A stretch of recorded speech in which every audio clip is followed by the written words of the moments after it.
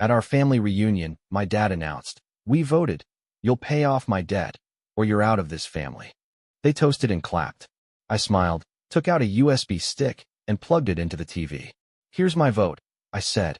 As the video played, their faces went pale, and one by one My dad stood up, raised his glass, and said, "We voted. You'll pay off my debt, or you're out of this family." Everyone laughed. Everyone except me. I blinked. Thought I misheard him. "What?" I asked, looking around the room. But they were already clapping. My sister gave me this fake smile, the kind she always wore when she knew she'd won something. "Come on, don't make that face," she said, sipping her wine. "It's not that big of a deal." "It's a family decision," my aunt added with a nod, as if that made it reasonable. My mother didn't even look up from her plate when she said, "You're the only one who can help. And frankly, it's time you did something real for once." I laughed. I couldn't help it. It came out sharp and hollow. "Something real?" I said. "You mean other than the years of—" I stopped myself. "Not now. Not like this." I looked at my father, expecting maybe a smirk, maybe shame. But he was calm. Cold. "You've always had the resources," he said flatly. "We're just asking you to use them for something that matters." My cousin leaned back in his chair. "It's not like we're asking you to die or something. Just be useful for once." Useful. That word stuck. I looked around the table. They were all in on it. And not one of them looked uncomfortable. Not even Kelly, who had once cried on my shoulder because her husband, my brother, blew their savings on crypto and she didn't know how to pay rent. Now she just looked at me like I owed them something. "Wow," I said quietly. "This really is happening." My brother Jacob raised his glass. "It's nothing personal, man. It's just what families do." "No," I said. "It's what this family does." The room fell quiet for half a second. Then my mom scoffed. "Stop acting like a victim." I pushed my chair back slowly. "I'm just trying to understand. You all sat around and voted, behind my back, that I should clean up someone else's mess?" My sister grinned. "It's not behind your back if we're telling you now." My dad chuckled. I stood there, taking it all in. The plates, the wine, the clinking glasses, the stupid little name cards my cousin made for the family reunion. They'd made it look like a celebration, like I should feel honored. But I didn't feel honored. I felt used. And worse, I realized this wasn't new.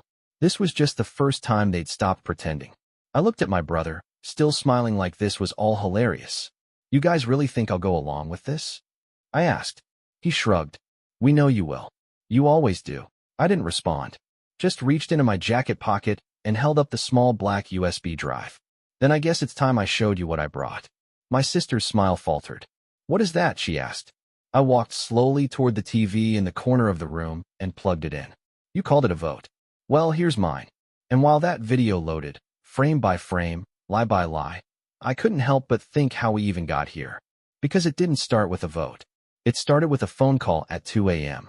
It started with guilt wrapped in a smile, and a family that knew exactly how to make me fold.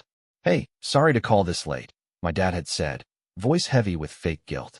"But your mom and I are in a bit of a bind." They always were. That time, it was the mortgage. Before that, it was car trouble.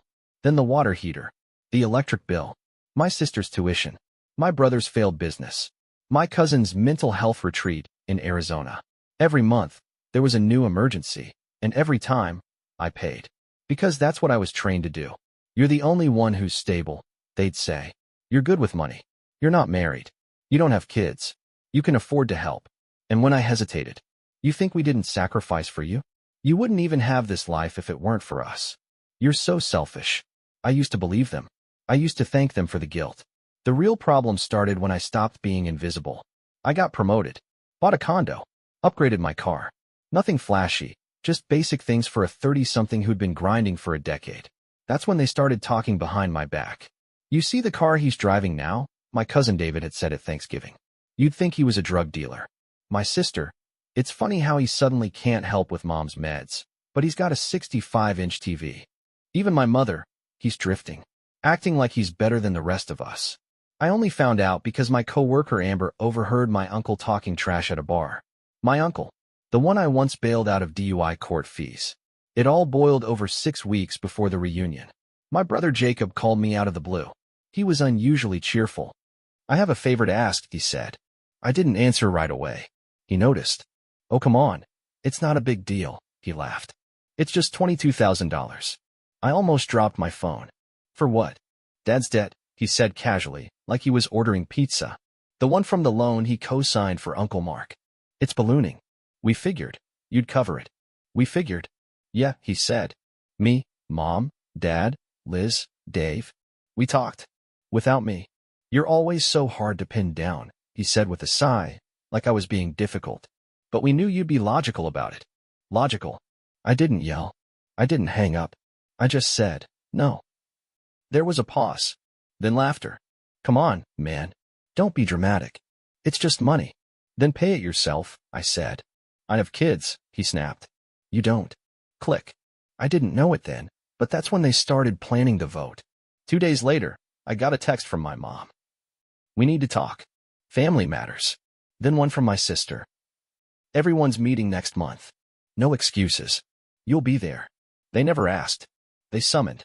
At first, I thought maybe it would be another guilt session. Maybe another plea. I didn't expect it to be a declaration of duty. But I should have. Because that's what I was to them. Obligation in human form. The weeks leading up to the reunion were a blur of rehearsed smiles and boiling rage. My mother called to check in.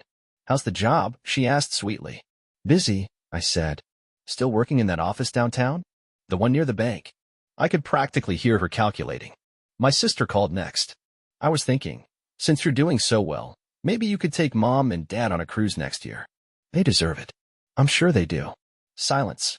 Then, you're not still mad about that Christmas thing, are you? She was referring to the year I bought her daughter a laptop, and she told everyone I was trying to buy affection. The same year she gifted me a mug that said, least festive family member.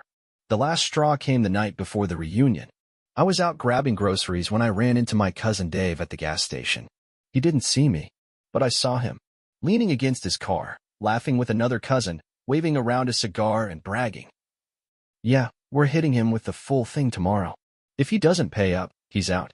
My stomach turned. You think he'll do it? The other cousin asked. Please, Dave snorted.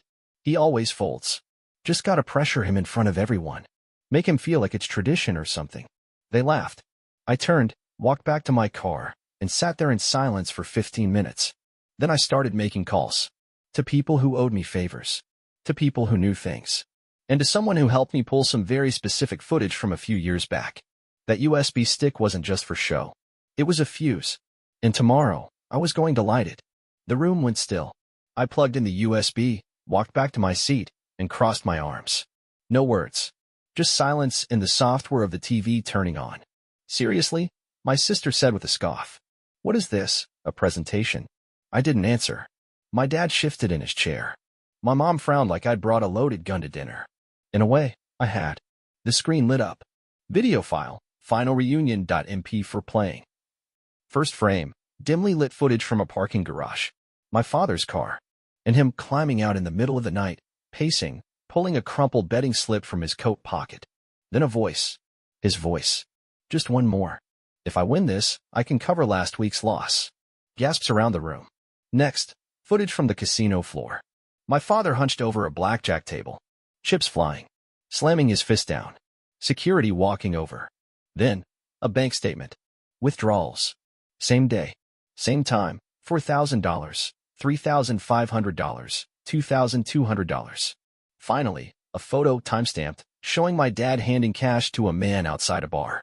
A known loan shark. I'd done my homework. I paused the video. Silence. No one moved. No one spoke. I turned to my mother first. Still think this is about medical debt? She looked like she was going to be sick. Where did you get that? My father asked, voice hoarse. Oh, it's not just me, I said. Uncle Rob knew. Dave knew. I think even Jacob knew. But no one said a word. You just waited until I showed up so you could dump it all on me. Again. Jacob looked away. You're twisting this, my mom finally snapped. Your father has a problem. He needs help. I laughed sharp, bitter. No. What he needs is accountability. What you all need is someone to blame. And fund. My dad slammed his hand on the table. You think you're better than us now, is that it? I think I'm done being your bank account. I can't believe how ungrateful you are, he said sharply. No, I cut him off. Ungrateful is lying to your entire family about a medical crisis when you've been bleeding money into poker tables for years. Ungrateful is staging a family reunion just to stage an ambush. My sister stood up, furious. Why are you doing this? You're humiliating him. I'm humiliating him? I turned toward her. What about all the times you sat in my apartment crying over your maxed out cards, and I paid them off? What about the time you said, you're the only good one in this family? That was right before you stole my credit to get your car refinanced. Remember that? Her mouth opened, then shut. You're trying to break this family apart, my mother said. No, I said calmly. You already did that. When you decided it was okay to use one of your own like an ATM with a heartbeat. My cousin Dave stood up. This is ridiculous. So what? He has a few gambling issues. That's still your dad. Then you cover his debt, I snapped. Dave froze. Exactly. You all voted to dump this on me, I said. Well, I vote no. I vote no. Jacob finally spoke up, tone low. If you leave now, don't bother coming back. I met his eyes. Then consider me gone. My father stood. Last chance. You wire the money this week, and we'll forget this circus ever happened. Funny, I said, grabbing my coat. That's exactly what I want. He stepped forward like he was going to stop me, but something in my face must have warned him off. I walked to the door. As I reached for the handle, my mother said, if you leave, don't come back. I turned back one last time. I wasn't planning to. And then I walked out. Not stormed. Not ran. Walked. With my head high. For the first time in my entire life. I didn't expect it to be so quiet. I thought there'd be rage. Screaming. Dozens of calls, texts, guilt trips. But there was nothing. No messages. No, we need to talk. Just silence. And, strangely, I liked it. For the first time in years, I woke up without a dull pressure in my chest. No shame. No invisible weight of someone else's problems on my back. I went to work. I hit the gym. I had quiet dinners without dramatic phone calls. I even picked up my sketchbook again, something I hadn't touched in nearly a decade. It felt like I was finally breathing again. But I knew my family wouldn't let it go that easily. It happened in the third week. I was walking home with a coffee when I saw a figure standing outside my building. Familiar posture. Stiff shoulders. Red eyes. It was my mother. She was holding a container of food like it was an offering. Can I come in? She asked quietly. I didn't say anything. Just unlocked the door. We sat in my kitchen. She placed the pie on the table like it could erase what happened. Like homemade crust could cure betrayal. You need to know, she said, barely above a whisper. Your father. He's in the hospital. I didn't flinch. He had a heart attack. Last night. He's in the ICU. Pause. Right after the bank filed a lawsuit for the unpaid loans. Still, I said nothing. She twisted her hands in her lap. I didn't come to ask for money. That made me look up. She pulled a yellowed envelope from her bag. I found something in the pantry. It's for you. She placed it on the table and stood. He wrote it when everything started falling apart. He never meant to give it to you. But he kept it. She left without waiting for me to read it. On the front of the envelope, in my father's handwriting. If I ever lose myself completely, give this to him. Only him. My hand shook as I opened it. Son. I know everyone sees me as strong. That's the version I've always performed. But it wasn't strength, it was illness. Gambling ate me alive. And I pulled everyone in with me. The worst part? You. You were the only one who never asked. And the only one I asked endlessly. I didn't just lose money. I lost my dignity. And the most valuable thing, you. If you're reading this, then everything's collapsed. I understand if you never forgive me. But please know this. It was my fault. Not yours. I don't deserve your forgiveness. But I needed you to hear me say it, just once. Dad. I read it 3 times. Each time, something broke inside me. It wasn't manipulative. It wasn't, I'm sick, forgive me, and wire me money. It was failure, raw, real, and finally honest. For the first time in my life, he wasn't talking at me. He was talking to me. The next day, I went to the hospital. He was pale, sunken into the bed, hooked to wires and beeping machines. My mother sat beside him, silent. She nodded when I walked in but didn't speak. He opened his eyes and saw me. He didn't smile. He didn't speak. He just cried. I stood there, not knowing what to say. But for the first time, it wasn't anger I felt. It was emptiness. I got the letter, I said. He nodded. Thank you. Not for the words, for the truth. We sat in silence. Then I said, but I'm not coming back. I'm not going to help. I just want to move on. And he didn't argue. He just nodded again. And for the first time in his life, he didn't ask for anything. As I walked out of the room, I nearly collided with Dave, my cousin. He looked awful, unshaven, eyes bloodshot. Heard you came, he mumbled. Listen, I've been so awful person. True. He nodded, not even offended. I brought something too. I wasn't going to. But, you should see this. He handed me his phone. It was a grainy video from a casino surveillance feed. My father was at a table. Standing beside him was Dave. And Dave was handing him cash. I turned to him slowly. You gave him money? Dave's face went pale. It was a setup. A scheme. I used Uncle Rick's name, washed money through his gambling. He'd lose it, and it came back to me legit. Everyone thought he was drowning. But it was all part of it. I don't remember walking home. I don't remember unlocking the door. But I remember the way my hands shook.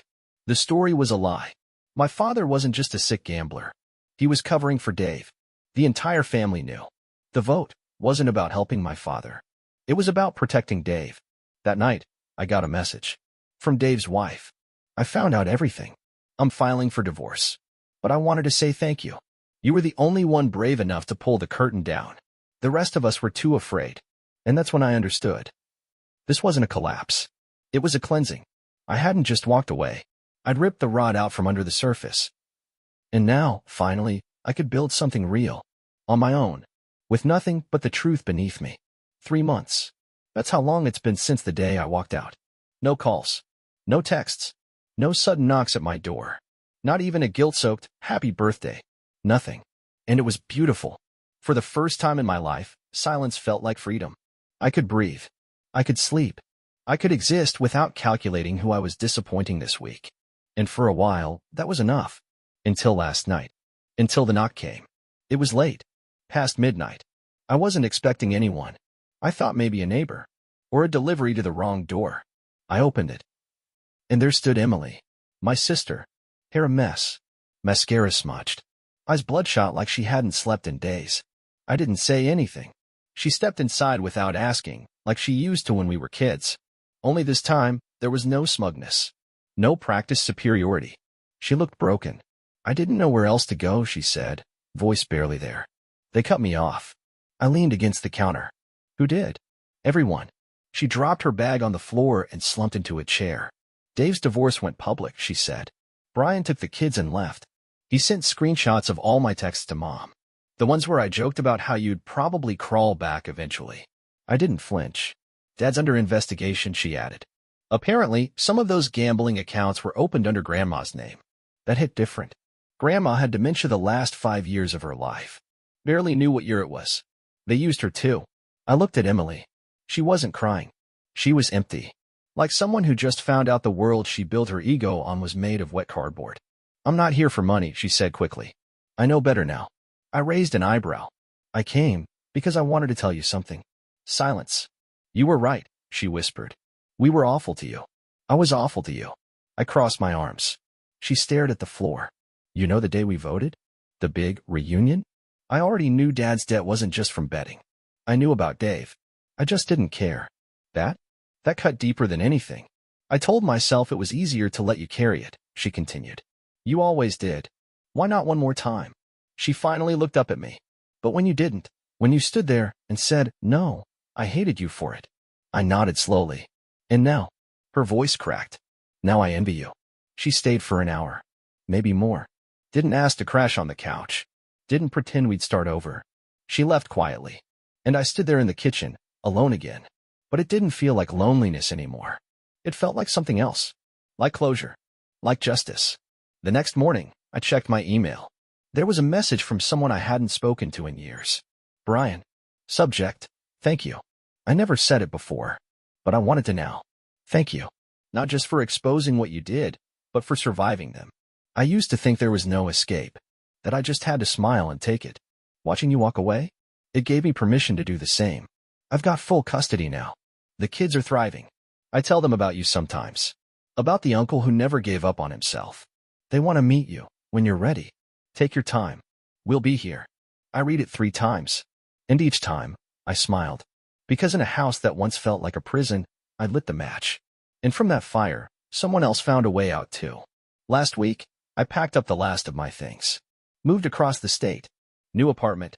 New number. Fresh air. Real boundaries. No more family dinners laced with manipulation. No more fake check-ins that led to Venmo requests.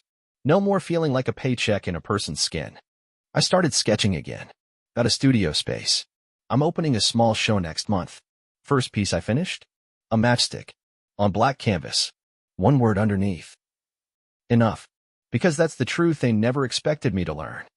That love without respect is nothing. That family without trust is poison. And that saying no isn't selfish. It's revolution.